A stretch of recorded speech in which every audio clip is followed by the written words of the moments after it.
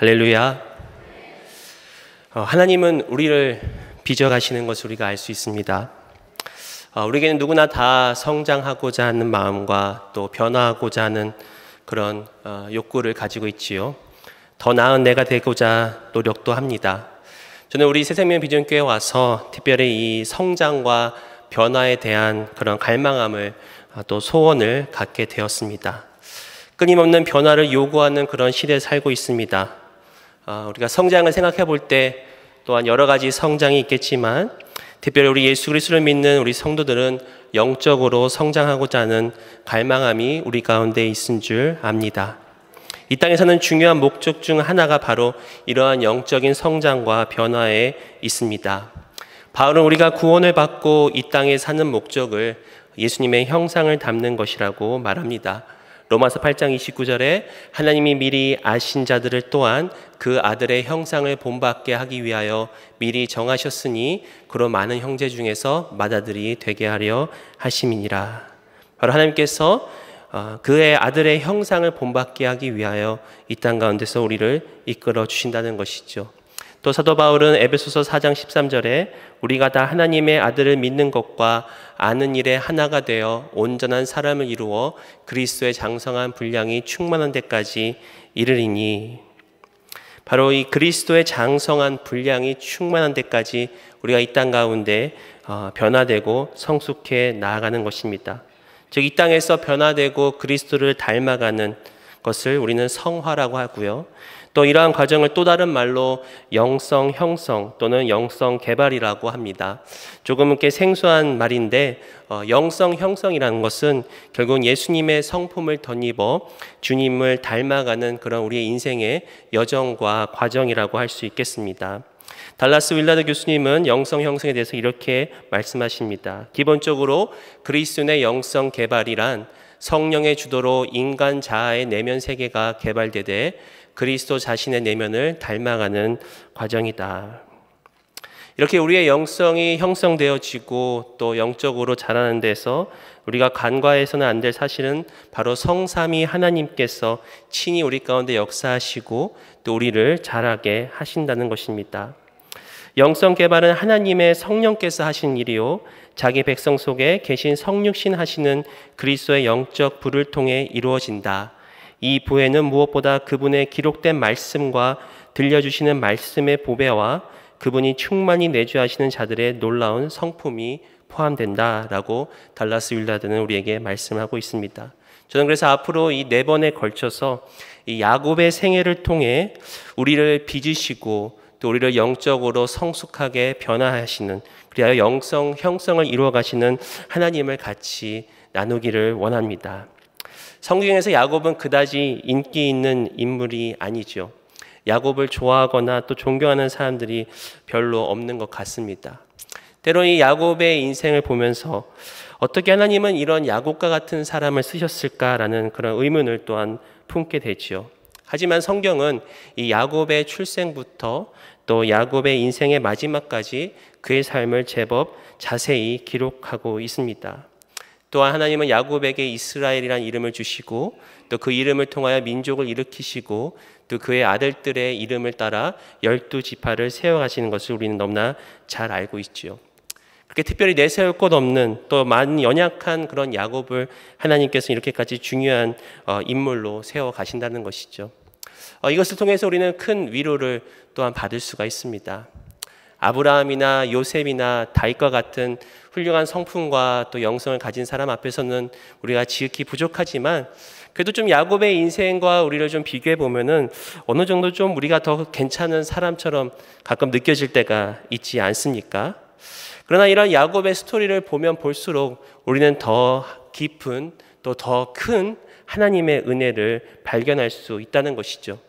인간의 연약함에도 불구하고 하나님의 지극히 높은 사랑과 한량없는 은혜를 우리가 깨닫게 된다는 것입니다.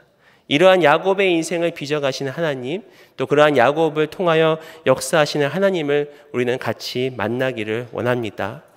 우리가 읽은 이 본문은 야곱의 인생 가운데 또 하나의 점이 되는 그런 포인트라고 할 수 있겠습니다.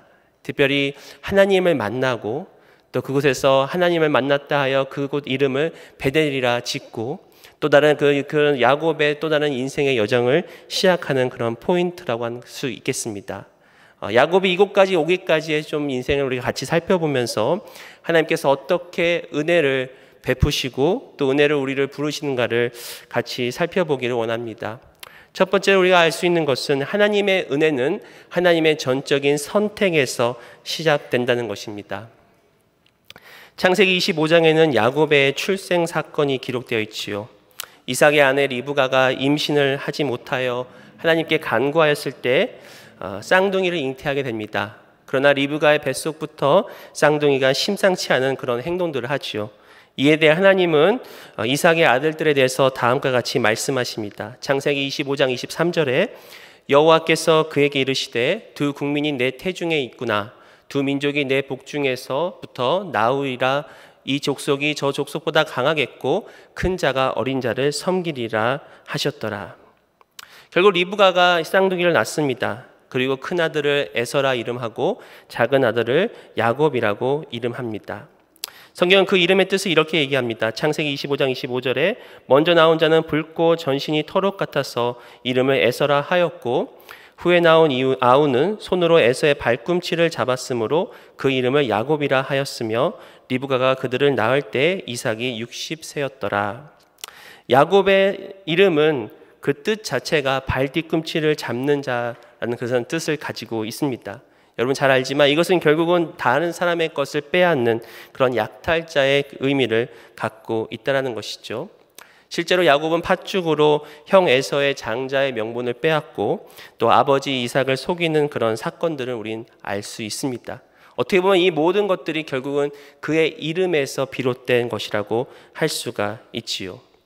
하지만 그러한 야곱이라는 그런 이름을 받기 전에 이미 하나님께서는 야곱을 향하여 다음과 같이 말씀하십니다. 25장 23절 다시 한번 보시면 이 족속이 저 족속보다 강하겠고 큰 자가 어린 자를 섬기리라. 즉 하나님은 이미 리브가의 뱃속에 있을 때부터 큰 자가 어린 자를 섬기리라. 즉 어린 자, 작은 야곱을 하나님께서 선택하셨다는 것입니다. 우리는 여기서 한 가지 질문을 할 수가 있습니다. 왜 약삭 빠르고 또 차자인 저런 야곱을 또 거짓말하는 야곱을 하나님께서 선택하셨을까? 차라리 장자 에서를 선택하셨으면 모든 것이 순리대로 이루어지고 또 모든 일이 좀 더 그럴듯할 텐데 왜 하필이면 야곱일까? 그러나 우리는 여기서 하나님의 선택에 대해서 다시 한번 생각해 볼 수 있다는 것이죠. 하나님의 선택은 바로 하나님의 전적인 권한 안에서 또 하나님의 전적인 은혜 안에서 우리는 이루어진다는 것이죠. 이 말은 바로 우리에게는 하나님의 선택에 대한 어떠한 자격이 있지 않다는 것입니다. 이를 향해 박영선 목사님께서는 하나님의 열심이라는 책에서 이렇게 얘기합니다. 하나님이 택하셨다라는 말은 인간이 가진 조건은 하나님에게 선택의 기준이나 고려의 대상이 될 수 없다라는 말입니다. 하나님이 정해놓으신 커트라인을 우리가 통과해서가 아니라 하나님이 우리를 강권하셔서 우리가 구원받았다라는 뜻이 택하심이라는 말 속에 들어 있습니다. 우리의 기준으로는 이해하기 힘들지만 하나님은 이미 야곱을 선택하셨다는 것입니다. 그리고 야곱을 통하여 하나님의 일을 이루어 나가고 계신다는 것이죠. 하나님의 자녀된 우리도 이와 마찬가지입니다. 우리가 자격이 되어서 또 우리가 무슨 일을 이루어서 하나님의 자녀가 된 것이 아니라 전적인 하나님의 주권과 은혜 아래 선택받았다는 것이죠. 사도 바울은 로마서 9장에서 이렇게 얘기합니다.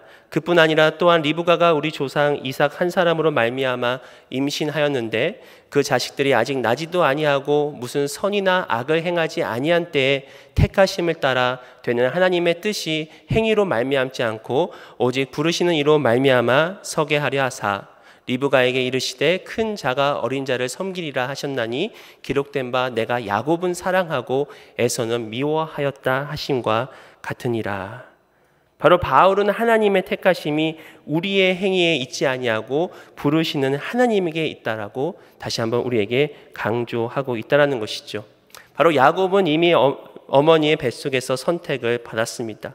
그리고 야곱이 아무리 약삭빠르고 거짓말하고 그런 모자란 사람이지만 하나님은 그를 선택하셨기 때문에 또 그의 장자의 명분을 차지하게 하시고, 또 그뿐만 아니라 야곱을 빚으시고 변화시키시고, 또 다시 한번 야곱을 통해서 아브라함의 약속하신 그런 큰 민족과 모든 축복을 이루어 나가신다는 것입니다. 이것이 바로 하나님의 전적인 은혜요, 또 야곱과 같은 그런 한 영혼에게 부어주시는 하나님의 그 은혜를 G.K. 체스터턴은 이렇게 얘기합니다. 기독교의 가장 받아들이기 어려운 부분은 일개 영혼에 부여하는 엄청난 가치다. 바로 이 한 영혼에게 부어주시는 이 가치, 한 영혼, 부족한 영혼을 통해서 이루어 나가시는 하나님의 놀라운 역사와 사건들을 우리는 바라보면서 바로 우리를 선택하시고 또 우리 가운데 이루어 나가시는 그런 하나님의 은혜를 우리가 볼 수가 있다는 것이죠. 하나님께서 예레미야 선지자를 부르실 때 이런 말씀하셨죠. 예레미야 1장 4절에 여호와의 말씀이 내게 임하니라. 이르시되 내가 너를 모태에 짓기 전에 너를 알았고 내가 배에서 나오기 전에 너를 성별하였고 너를 여러 나라의 선지자로 세웠노라 하시기로. 바로 예레미야가 하나님의 부르심을 받았을 때 그 부르심에 대해서 확신이 없었습니다. 자신이 너무나 어리고 부족했다라고 생각을 했었습니다. 그러나 하나님은 모태에 짓기 전에 이미 아셨고 이미 성별하셨고 이미 세우셨다라고 말씀하시고 계시다는 것이죠. 바로 이러한 하나님의 그 선택이, 이러한 하나님의 은혜가 우리를 부르시고 우리를 이끌어 나가신다는 것을 우리는 알 수가 있습니다. 이번 말씀을 준비하고 또 연구하면서 한 가지 다시 한번 깨달았던 사실은, 하나님은 그 야곱이 저질렀던 사기극을 결코 나무라지 않으셨다는 것입니다. 분명 그는 거짓말을 했고 가족들을 속였지만 하나님은 그에게 끊임없이 은혜를 베풀어 주시고 나는 야곱을 사랑한다라고 말씀하고 있습니다. 물론 이런 사실이 우리가 저지르는 실수와 죄에 대한 정당화될 수는 없습니다. 오히려 야곱은 이러한 실수 때문에 많은 연단의 시간을 거치게 되는 것을 우리는 너무나 잘 알고 있습니다. 그리고 그가 그토록 원했던 이 장자의 명분을 실제로 이 땅에서 그지 많이 누리지는 못한 것 같습니다. 그가 삼촌 라반의 집에서 돌아와 에서를 만났을 때 에서 앞에서 7번 땅에 엎드렸다라고 성경은 기록되어 있습니다. 그리고 야곱이 에서에게 많은 선물과 재물을 줄 때 에서도 나도 충분히 있다, 즉 야곱 못지않게 많은 재물을 누리고 있다라고 그가 고백을 하고 있습니다. 그렇다면 야곱이 그토록 원했던 이 장자의 명분, 또 형을 속이며 또 아버지를 속이면서 얻어야 했던 그 장자의 명분은 과연 무엇일까? 우리가 한번 생각해 보게 됩니다. 여기서 우리가 알 수 있는 것은 이 야곱이 장자의 명분을 받음을 통해서 바로 예수 그리스도의 족보에 계보에 들어가게 된다는 것이죠. 마태복음 1장 1절과 2절에는 이렇게 얘기합니다. 아브라함과 다윗의 자손 예수 그리스도의 계보라. 아브라함이 이삭을 낳고 이삭은 야곱을 낳고 야곱은 유다와 그의 형제들을 낳고. 바로 야곱이 장자의 명분을 받음을 통해서 예수 그리스도의 계보에 그의 이름이 올라간다는 것이죠. 우리가 이것을 영적으로 좀 해석해 보자면 바로 그가 장자의 명분을 그토록 얻고자 했던 것은 바로 나는 예수 그리스도의 계보에 들어가야 한다. 다시 말씀해서 나는 예수 그리스도가 필요하다라는 그런 고백과 마찬가지라고 할 수가 있겠습니다.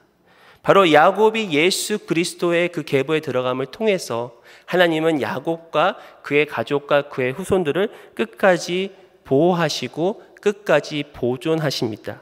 그 이유는 뭐냐? 바로 야곱의 후손에서 그리스도가 배출되어야 하기 때문이라는 것이죠. 반면에 에서는 이 장자의 명분을 가볍게 여겼습니다. 그에게는 장자의 명분도 하나님도 필요 없었습니다. 즉 예수님 외에도 살 수 있다라는 그런 교만한 마음을 가지고 있었다라는 것이죠. 그리하여 팥죽에 장자의 명분을 팔고 그리고 그것을 통해서 오히려 하나님께서 미워하시고 하나님께 저주를 받는 그러한 에서의 모습을 우리는 보고 있다라는 것입니다. 그러나 이러한 야곱의 갈망, 또 예수 그리스도를 향한 그의 마음도 역시 하나님의 선택으로 이루어지는 것을 우리는 알 수가 있습니다. 즉 성령으로 말미암아 야곱 안에 그리고 우리 안에 예수님을 영접하고 예수님을 갈망하는 그런 마음을 주신다는 것입니다. 우리는 예수님이 필요합니다라는 이 고백은 결국 하나님의 은혜로 구원받은 자들만이 할 수 있는 고백입니다. 바로 하나님께서 야곱을 선택하시고 또 하나님께서 저와 여러분들을 선택하시고 또 은혜의 자리로 불러주셨다는 것은 결국은 우리에게는 어떠한 선한 자격이 없습니다. 그러므로 우리는 주님 앞에 주님을 의지하고 또 주님 앞에 겸손한 자리에 나아갈 때 그리고 예수 그리스도 닮는 모든 것 또한 결국 하나님의 선물임을 우리는 알아야 한다는 것이죠. 이러한 하나님의 은혜가 우리를 그리스도로 인도하고 이러한 하나님의 은혜가 우리를 그리스도로 닮는 데 나아간다는 것입니다. 두 번째로 알 수 있는 하나님의 은혜는 하나님의 은혜를 통해 우리 인간의 실상을 보게 된다는 것입니다. 비록 야곱은 하나님께 선택을 받았고 또 하나님의 은혜와 또 섭리 가운데 장자의 명분을 받게 되었습니다. 하지만 그것을 이루는 방법은 결코 바람직하지 못했습니다. 그것으로 인하여 야곱은 집을 떠나게 되고 삼촌 라반이 있는 하란에서 각종 고생과 그런 연단의 시간을 갖는다는 것을 우리는 알 수 있습니다. 우리가 여기서 알 수 있는 우리가 영적으로 성장하고 우리가 변화하기 위한 거쳐야 하는 그 첫 단계를 볼 수가 있는데 그것은 바로 우리가 우리 자신의 그 실상을 온전히 알고 인정해야 된다는 것입니다. 더 자세히 말씀드려서 하나님을 떠난 인간의 모습을 우리는 직시할 수 있어야 한다는 것이죠. 야곱의 출생에서 또 오늘 읽은 본문의 그 베델의 사건에 이르기까지 여러 가지 사건을 통해서 우리는 인간의 그러한 모습들을 볼 수가 있습니다. 특별히 오늘 여러분들과 나누고 싶은 것은 야곱의 개인적인 모습뿐만 아니라 야곱의 그 가족의 역사와 가족의 모습을 통해서 우리 인간들의 연약함과 그런 어두운 면을 우리가 보게 된다는 것이죠. 첫 번째로 볼 수 있는 우리 인간의 모습은 바로 야곱의 가족은 이 거짓과 속임수로 하나님의 뜻을 이루려고 한다는 것입니다. 야곱이 아버지 이삭과 형 에서를 속이는 사건은 그의 조부인 아브라함으로부터 시작되는 것을 우리가 알 수가 있습니다. 아브라함은 애굽에 들어갈 때 자신의 아내 사라가 누이인 듯 가장하고 또 바로와 다른 신하들을 속였습니다. 또한 그의 아들이자 야곱의 아버지 되시는 이삭은 리브가와 함께 그랄 땅 아비멜렉에 들어가서 리브가가 누이라고 속였습니다. 이 사건은 야곱과 에서가 출생한 뒤에 일어난 일입니다. 그 말은 바로 야곱과 에서도 그 자리에 있었고 또 그 아버지와 어머니가 그러한 모습, 그러한 속이는 모습들을 직접 목격했을 것입니다. 결국은 리브가와 야곱 역시 동일하게 이삭을 속여서 이삭의 축복을 받으려고 하지요. 창세기 27장 19절 20절에 야곱이 아버지에게 대답하되 나는 아버지의 맏아들 에서로소이다. 아버지께서 내게 명하신 대로 내가 하였사오니 원하건대 일어나 앉아서 내가 사냥한 고기를 잡수시고 아버지 마음껏 내게 축복하소서. 이삭이 그의 아들들에게 이르되 내 아들아 내가 어떻게 이같이 속히 잡았느냐. 그가 이르되 아버지의 하나님 여호와께서 나로 순조롭게 만나게 하셨음이니이다. 야곱은 하나님까지 거론하면서 그 사냥감을 잡았다고 아버지 이삭을 속입니다. 근데 이러한 야곱은 결국은 하란에서 삼촌 라반에게 속임을 당하고 또 그의 가족 역사에는 계속해서 속고 속이는 그러한 일들을 우리는 알 수가 있습니다. 이러한 거짓, 이러한 속임수가 결국 저와 여러분의 인간의 그런 실상이라는 것을 우리는 알 수가 있다는 것이죠. 그러면 우리는 이것을 정직하게 인정하고 바라보고 또 이것을 하나님 앞에 우리가 내어 맡길 때, 내어 드릴 때 우리의 진정한 변화와 성숙이 일어난다는 것입니다. 또 두 번째로 볼 수 있는 우리 인간의 모습은 야곱의 가족은 불완전한 그런 사랑을 보여준다는 것이죠. 이 야곱의 가족은 이 부모 리브가와 이삭의 각각의 편애로 불완전한 사랑을 우리에게 보여줍니다. 창세기 25장 28절에 이삭은 에서가 사냥한 고기를 좋아함으로 그를 사랑하고 리브가는 야곱을 사랑하였더라. 이러한 편애가 이삭과 야곱 사이에 온전하지 못한 그런 부자 관계를 형성하게 됐죠. 또한 이삭이 에서를 축복할 때 리브가와 한마디 상의를 하지 않은 듯합니다. 그래서 은밀하게 리브가 몰래 축복하려고 하는 그런 모습을 보이죠. 또한 리브가 역시 이삭 몰래 야곱과 그런 사기극을 쳐가지고 그렇게 축복을 빼앗는 그런 모습을 보게 됩니다. 서로 사랑하고 의지해야 할 그런 가족 사이에서 편애가 있고 불신이 있고 불화가 생긴다는 것이죠. 이러한 불신과 편애는 더 나아가서는 야곱의 아내 레아와 라헬 사이에도 동일하게 이루어지는 걸 우리는 알 수가 있습니다. 서로 야곱을 차지하려고 또 경쟁 상대에 있고 또 야곱이 요셉을 편애하기 때문에 형제들 간의 그러한 불화들을 우리가 볼 수가 있죠. 가정은 하나님이 정해주신 가장 기본적인 그런 사회의 집합체죠. 그리고 또한 가정 안에는 성삼위 하나님의 그런 사랑과 연합을 재현해야 하는 그런 장소입니다. 그러나 아담과 하와가 범죄하고 나서 부부의 사이의 관계가 깨어지고 불신과 불화가 일어나고 이것이 지금까지 계속해서 가정 가운데 그런 어려움들, 문제들이 우리에게 보여주고 있다는 것입니다. 이것을 통해서 우리가 알 수 있는 것은 우리 스스로에게, 특별히 하나님을 떠난 우리에게는 완전한 사랑이 있을 수가 없다는 것이죠. 오직 하나님의 완전하신 사랑과 또 하나님의 그 무조건적인 사랑을 우리가 의지하고 나아갈 때 우리가 온전한 사랑을 구할 수 있다는 것입니다. 또 세 번째로 알 수 있는 우리 인간의 모습은 야곱의 가족은 정욕에 이끌리는 삶을 살았다는 것을 알 수가 있습니다. 야곱이 장자의 명분을 갖게 된 두 가지 사건, 즉 에서에게 팥죽으로 장자의 명분을 팔고 또 아버지 이삭을 속이는 데에서는 바로 이 음식이 중요한 역할을 하는 것을 알 수가 있습니다. 에서가 사냥을 마치고 돌아올 때 배가 고파 동생 야곱의 팥죽을 요구합니다. 그때 야곱은 팥죽과 장자의 명분을 바꾸라고 팔라고 그렇게 얘기할 때 에서가 이렇게 고백하죠. 25장 32절에 에서가 이르되 내가 죽게 되었으니 이 장자의 명분이 내게 무엇이 유익하리요. 당장 자신의 그런 배고픔과 어떤 탐욕을 채우기 위해서 하나님의 축복을 눈앞에 보이는 팥죽으로 대체하는 그런 모습을 보고 있습니다. 결국 하나님보다 자신의 탐욕을 채우기에 급급한 그런 에서의 모습이죠. 또한 이삭을 생각해 볼 때 이삭도 역시 그런 먹는 것 앞에 탐욕의 모습을 보이는 것을 우리는 엿볼 수가 있습니다. 한번 생각해 보세요. 만약 이삭이 에서를 축복할 때 별미를 구하지 않고 바로 축복했으면 이삭이 그런 축복의 어떤 아들 에서를 축복할 수 있었을 텐데 축복하기 전에 별미를 구합니다. 가서 사냥해서 사냥감을 가지고 별미를 내게 보여라 라고 이야기를 하고 있지 않습니까? 이러한 모습들이 어떤 육적인 그런 탐욕과 정욕의 그런 모습들을 우리는 엿볼 수가 있습니다. 그래서 사도 요한은 요한일서 2장 16절에 이렇게 얘기하죠. 이는 세상에 있는 모든 것이 육신의 정욕과 안목의 정욕과 이생의 자랑이니 다 아버지께로 온 것이 아니요 세상으로부터 온 것이라. 이것이 우리의 실상이라는 것입니다. 그렇기 때문에 우리는 더욱더 하나님의 은혜를 간구해야 된다는 것이죠. 요즘 들어서 참 마음이 아픈 것은 하루다 멀다하게 그런 목회자가 성적으로 무너지는 사건들을 접하게 되죠. 훌륭하고 또 탁월했던 목회자들이 크고 작은 그런 성적인 죄로 인하여 무너지고 많은 사람들에게 실망을 안겨주는 것들을 우리가 가끔 들을 때가 있습니다. 저는 그럴 때마다 항상 제 자신을 먼저 돌아보려고 합니다. 그분들을 정죄하기보다는 먼저 제 자신을 돌아보고 먼저 제 자신을 주님 앞에 다시 한번 맡기는 그런 은혜를 간구하는 그런 시간들을 하는데, 근데 그러한 일이 있을 때마다 두 분류의 사람들을 보게 됩니다.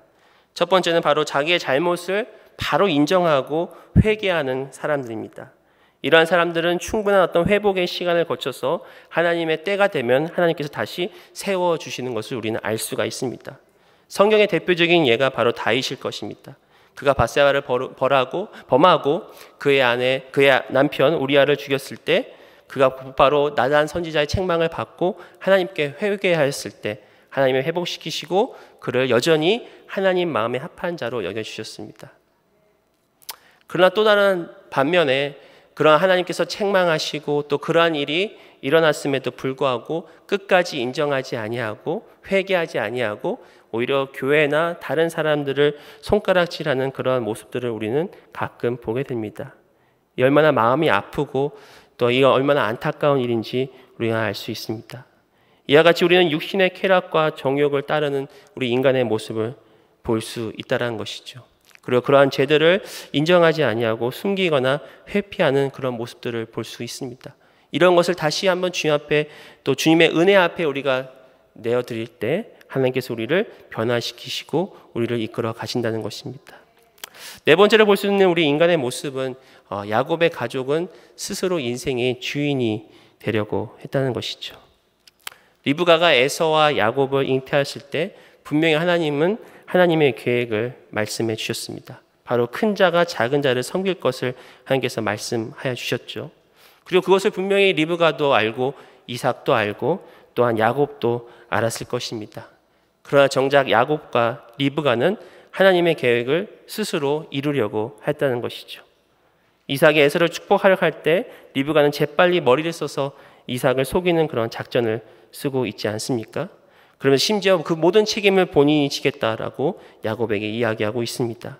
창세기 27장 13절에 14절에 어머니가 그에게 이르되 내 아들아 너의 저주는 내게로 돌리리니 내 말만 따르고 가서 가져오라. 그가 가서 끌어다가 어머니께로 가져왔더니 그의 어머니가 그의 아버지가 즐기는 별미를 만들었더라. 바로 하나님이 역사하시고 하나님이 이루실 것을 리브가는 맡겨드리지 못했다는 것이죠.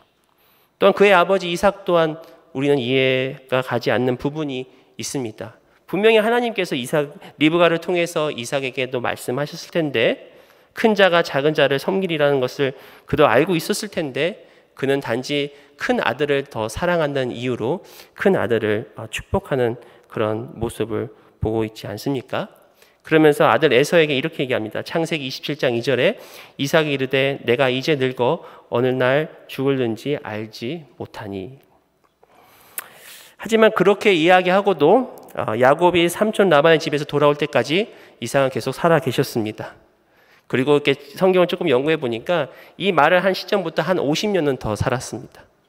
그러니까 모든 생사화복의 주인이 우리 하나님이신데도 불구하고 본인이 이미 자신의 그런 인생을 정하고 이제 내가 언제 죽을지 알지 못하니까 너를 축복하겠다라는 그런 이삭의 모습을 우리는 여기서 볼 수가 있다라는 것이죠. 즉 하나님께서 우리의 주인 되셔서 우리 인생을 이끌어 가시는데 스스로 주인이 되고자 하는 그러한 모습들, 또 하나님께서 이끌어 가신 것을 그들이 부정하고 스스로 어떤 것을 이루고자 하는 그런 자존심 같은 그런 모습들을 우리가 볼 수가 있다는 것이죠. 이러한 야곱의 가족들 또 그들의 이야기를 보면은 하나님이 이해가 안 갈 때가 있습니다. 왜 이런 가족에게 하나님은 계속해서 은혜를 베푸시고 또 그런 민족을 이루실까? 사실은 성경에 나오는 모든 인물들이 하나같이 뭔가가 부족하지 않습니까? 그리고 성경엔 그런 인물들에 대해서 정직하게 표현했기 때문에 사실은 우리는 성경을 또한 신뢰할 수 있지요. 어떤 신화나 또는 역사는 인물에 대해서 때로는 미화하거나 또 인물에 대해서 때로는 그들이 그런 모습들, 진실되지 않은 모습들을 그들이 보호할 때도 있는데 그러나 성경은 인간의 모습을 있는 그대로 우리에게 보여주고 있다는 것입니다. 그것은 무엇입니까? 바로 저와 여러분들이 그 말씀을 통해서 우리 자신을 다시 한번 돌아보라는 것이죠. 그리고 우리 자신에게는 절대 선한 것이 없고 오직 하나님의 은혜만이 우리를 변화시킬 수 있고 또 하나님의 은혜만이 우리를 인도해 나갈 수 있다라는 그런 믿음의 고백을 주님께 나아가게 된다는 것입니다. 바로 우리의 실상을 인정하고 주님 앞에 나오는 것이야말로 우리가 영적으로 성숙하고 변화가는 그런 첫 걸음이라는 것입니다. 세 번째로 알 수 있는 이런 하나님의 은혜는 광야에서 우리를 만나 주십니다. 비록 야곱이 이삭과 에서를 속여 스스로 장자의 명분을 빼앗았지만 결국 그것의 결과는 그의 집을 떠나는 것이었습니다. 아무도 의지할 데가 없는 광야로 내쳐지는 것이었습니다. 그러나 이것 역시 우리는 하나님의 은혜임을 또 하나님의 계획임을 우리는 알 수가 있습니다. 바로 하나님의 은혜가 야곱을 광야로 이끌어 주셨다는 것이죠. 하나님은 홀로 있을 때 우리에게 찾아오시는 것을 우리는 알 수가 있습니다. 야곱을 그토록 의지하였던 어머니 리브가를 떠나야 했고 또 야곱은 자기 자신의 꾀를 의지하였고 또 자기 자신의 그런 집을 의지하였지만 그것을 떠나서 광야로 내쳐졌습니다. 야곱에게 어머니 리브가는 모든 저주를 본인이 직접 받겠다 할 만큼 야곱을 둘러싸고 보호했던 것입니다. 그러나 야곱은 그런 어떠한 그런 보호도 없이 홀로 그 길을 걸어가야 됐다는 것이죠. 그러한 야곱이 쓸쓸히 돌을 가져다가 베개로 삼고 잠을 청합니다. 이때 하나님이 야곱에게 찾아오셨죠. 창세기 28장 11절 12절에 한 곳에 이르러는 해가 진지라 거기서 유숙하려고 그곳에 한 돌을 가져다가 베개로 삼고 거기 누워 자더니 꿈에 본즉 사자다리가 땅 위에 서 있는데 그 꼭대기가 하늘에 닿았고 또 본즉 하나님의 사자들이 그 위에서 오르락 내리락 하고. 하나님이 친히 먼저 찾아오셨다는 것이죠. 그리고 하나님이 야곱에게 꿈을 주셨다는 것입니다. 사닥다리가 땅 위에 서 있으며 하늘에 닿았다고 성경은 기록하고 있습니다. 그리고 그 위에 하나님의 사자, 즉 천사들이 오르락 내리락 하는 것을 야곱이 꿈속에서 보고 있다는 것이죠. 바로 그 광야에서 하나님의 위대함과 하나님의 영광을 그는 보고 있다는 것입니다. 바로 하나님의 은혜란 우리에게 아무도 없을 때 찾아오시는 하나님이시라는 것이죠. 마치 야곱이 형을 피해서 이제는 집을 떠나 전혀 새로운 세상을 그가 걸어갈 때 하나님께서 그에게 그럴 그때에 하나님께서 찾아왔듯이 바로 우리에게 의지할 곳이 더 이상 없을 때, 또 우리가 전혀 앞길을 알지 못할 때, 또 인생의 위기가 찾아오고 또 어찌할 바를 알지 못하는 그런 답답함이 있을 때 하나님은 우리에게 찾아오신다는 것입니다. 또 때로는 하나님은 그렇게 우리를 홀로 있게 내버려 두신다는 것이죠. 바로 이 고독의 장소를 통해서 우리는 하나님의 뜻을 발견하고 또 하나님의 음성을 들을 수 있다는 것입니다. 한번 상상해 보십시오. 야곱이 하나님의 뜻을 알고 또 그렇게 이루었는데 그 결과는 이 광야에 홀로 남겨진 것입니다. 얼마나 낙심되었을 것입니까? 또한 아버지 이삭을 속였다는 그런 죄책감 가운데 있었을 것입니다. 앞으로는 어찌할 바를 모르는 그런 답답한 마음 가운데 있었을 것입니다. 그러나 하나님은 그때에 그러한 야곱을 찾아오셨다는 것이죠. 그렇기 때문에 광야는 외로운 장소인 동시에 하나님과의 만남의 장소임을 우리는 알 수가 있습니다. 광야는 어두운 밤과 같은 곳인 동시에 빛이 되신 주님께서 스스로 길을 비춰주시는 곳이라는 것이죠. 광야는 가장 초라한 곳인 동시에 하나님의 그 위대하심과 영광을 경험하는 장소라는 것입니다. 또 두 번째로 하나님은 그분의 언약을 재확인시켜 주시는 것을 우리는 알 수 있습니다. 본문 28장 13절 14절에 또 본즉 여호와께서 그 위에 서서 이르시되 나는 여호와니 너의 조부 아브라함의 하나님이요 이삭의 하나님이라. 내가 누워있는 땅을 내가 너와 내 자손에게 주리니 내 자손이 땅의 티끌같이 되어 내가 서쪽과 동쪽과 북쪽과 남쪽으로 퍼져나갈지며 땅의 모든 족속이 너와 내 자손으로 말미암아 복을 받으리라. 하나님은 광야에서 아브라함과 이삭과 야곱의 하나님이라고 말씀하시면서 그 주신 그런 언약을 다시 한번 재확인시켜 주시고 계십니다. 바로 지금 야곱이 아무것도 없을 때 광야했을 때 하나님은 지금도 역사하고 계시다는 것이죠. 마치 히브리서 기자의 고백처럼 하나님은 어제나 오늘이나 영원토록 동일하시기 때문에 그분의 언약이 다시 한번 그 약속을 지키시는 하나님의 신실하심이 야곱을 통해서 재확인시켜 주시고 그리고 바로 전능하신 하나님께서 그 야곱을 민족으로 세워주시겠다라는 그런 언약을 재확인시켜 주신다는 것입니다. 하나님의 의제는 여전히 우리에게 동일하게 역사하십니다. 하나님은 신실하게 그분의 약속을 이행하십니다. 그 일을 이루시기 위해서 야곱 같은 우리를 택하시고 또한 우리가 믿음이 연약해질 때마다 광야 같은 곳에 있을 때마다 다시 한번 우리에게 하나님의 약속을 상기시켜 주신다는 것입니다.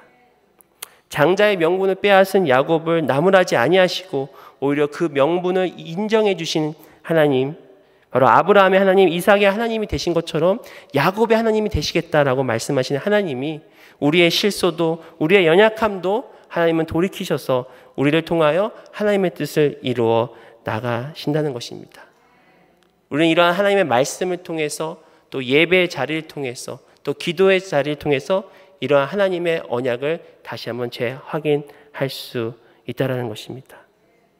그리고 동일하게 장래에도 그 은혜를 이루실 하나님을 우리는 기대할 수 있다는 것이죠.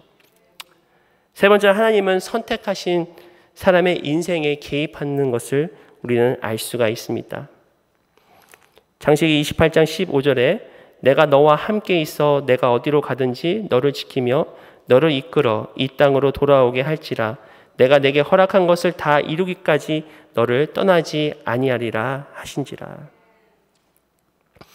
하나님께서 야곱에게 아브라함에게 주신 그 언약과 또 아버지 이삭에게 주신 그 언약을 다시 한번 재확인시켜 주신 다음에 지금 야곱이 현재 처해진 상황 가운데서 야곱의 인생에 하나님께서 어떻게 개입하실 것을 우리에게 지금 보여주고 있습니다. 첫 번째 하나님께서 약속하신 것은 바로 하나님은 야곱과 함께 하신다는 것입니다. 지금 광야에서 야곱은 하나님과 함께 있다는 것을 다시 한번 하나님께서 말씀해 주시고 또 그 증거로 지금 사다리와 천사들을 보여주고 있다는 것입니다. 하나님은 다시금 야곱을 떠나지 아니하라고 우리에게 말씀하고 있습니다. 바로 임마누엘 되신 하나님께서 우리와 함께 하시고 또 예수님께서 승천하시면서 제자들에게 말씀하셨듯이 세상 끝날까지 우리와 함께 하시는 하나님을 우리가 만날 수 있다는 것이죠. 또한 두 번째로 하나님은 야곱을 보호하시겠다고 말씀하십니다. 바로 야곱의 그 위기의 순간순간마다 어려움의 순간순간마다 하나님께서 찾아오시고 개입하셔서 이제는 내가 너를 보호하리라 라고 그렇게 말씀하고 있습니다.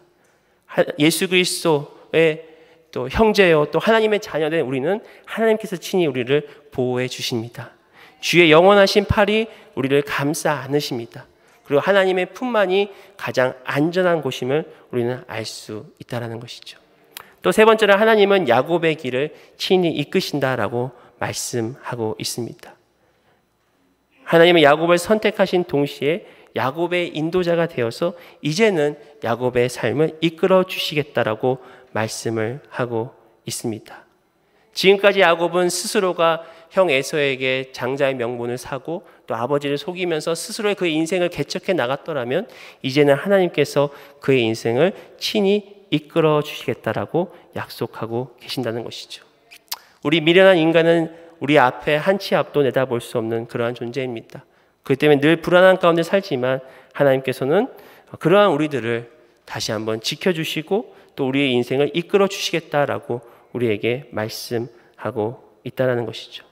또 네 번째로 하나님은 야곱을 회복시키시겠다라고 말씀하십니다. 야곱에게 다시 이곳으로 돌아오리라 하는 것은 그를 회복시키시겠다라는 그런 하나님의 약속임을 우리는 알 수가 있습니다. 비록 지금 그가 아무것도 없는 상태에서 광야에 있고 또 삼촌 라반으로 가는 그 길 가운데 있지만 결국 언젠가는 하나님께서 야곱을 통하여 그 일을 이루시고 다시 돌아와 그를 회복시키시겠다는 그런 하나님의 뜻을 우리는 볼 수 있다는 것이죠. 또 다섯 번째로 하나님은 친히 야곱의 그 일을 이루어 가신다라고 말씀하고 계십니다. 그것을 이루기 전까지 하나님은 야곱을 떠나지 아니하시겠다라고 말씀하고 있습니다. 하나님께서 계획하시고 하나님께서 그 일을 친히 이루어 나가신다는 것이죠. 빌립보서 1장 6절에 너희 안에서 착한 일을 시작하신 이가 그리스도 예수의 날까지 이루실 줄을 우리는 확신하노라. 바로 하나님께서 그 일을 시작하셨고 또 저와 여러분의 삶을 통해서 그 일을 이루어 나가실 것을 우리는 확신할 수 있다는 것입니다. 하나님께서 친히 이루시기 때문에 그분의 일은 완전함을 우리가 알 수 있죠. 그럴 때는 비록 우리가 넘어지고 실수하지만 하나님께서는 친히 그 일을 이루어 나갈 수 있다는 것이죠. 야곱의 스토리가 결국 승리할 수 있었던 것도 결국 하나님께서 그 일을 이루어 가시기 때문임은 우리는 알 수가 있습니다. 이와 같이 야곱이 광야에 있을 때 하나님은 친히 야곱을 만나주시고 또 야곱에게 주셨던 그 언약을 확인시켜 주시면서 그 인생을 앞으로 개입하셔서 이끌어 가시겠다라고 약속해 주신다는 것이죠. 우리는 인생의 광야에서 예수님을 만나야 합니다. 야곱이 잠에서 환상을 보고 깨어나 그가 이렇게 고백을 하죠. 창세기 28장 16절에 야곱이 잠이 깨어 이르되 여호와께서 과연 여기 계시거늘 내가 알지 못하였도다. 그리고 그 이름을 베들이라 이름을 하고 그 돌을 기둥으로 세워 기름을 붓고 하나님께 제사를 드린 것을 우리가 알 수가 있습니다. 그러면서 또 고백합니다. 17절부터 이에 두려워하여 이르되 두렵도다 이곳이요 이것은 다름 아닌 하나님의 집이요 이는 하늘의 문이로다 하고 야곱이 아침에 일찍이 일어나 베개로 삼았던 돌을 가져다가 기둥으로 세우고 그 위에 기름을 붓고 그곳 이름을 베들이라 하였더라. 이 베델을 통해 우리는 결국 여기서 예수 그리스도를 발견할 수 있습니다. 예수님의 제자들도 예수님이 누구신 줄 알고 예수님을 배웠을 때 스스로 죄인임을 고백하며 야곱과 같이 예수님을 두려워했습니다. 누가복음 5장 8절에 시몬 베드로가 이를 보고 예수의 무릎 앞에 아래에 엎드려 이르되 주여 나를 떠나소서 나는 죄인이로소이다 하니. 또한 예수님은 친히 우리 양의 문이 되어 주시겠다고 말씀하십니다. 요한복음 10장 9절에 내가 문이니 누구든지 나로 말미암아 들어가면 구원을 받고 또는 들어가며 나오며 꼴을 얻으리라.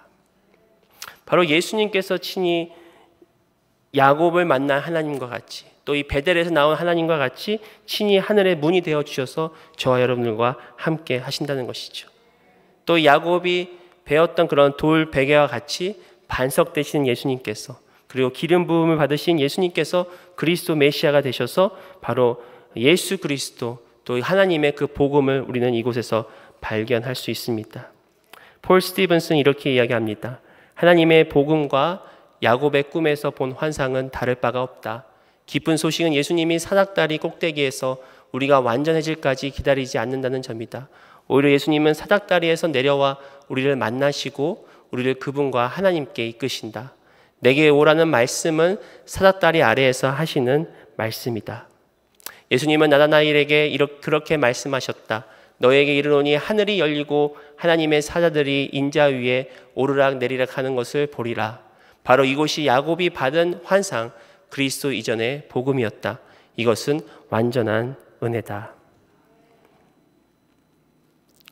바로 우리를 선택하신 하나님께서 친히 예수 그리스도를 보내주시고 또 우리 위하여 십자가의 죽으심으로 이제는 우리의 삶을 친히 이끌어 나가십니다.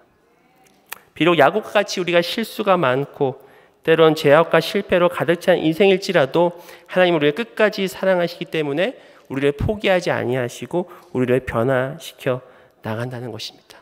그렇기 때문에 구원도 전적인 하나님의 은혜요.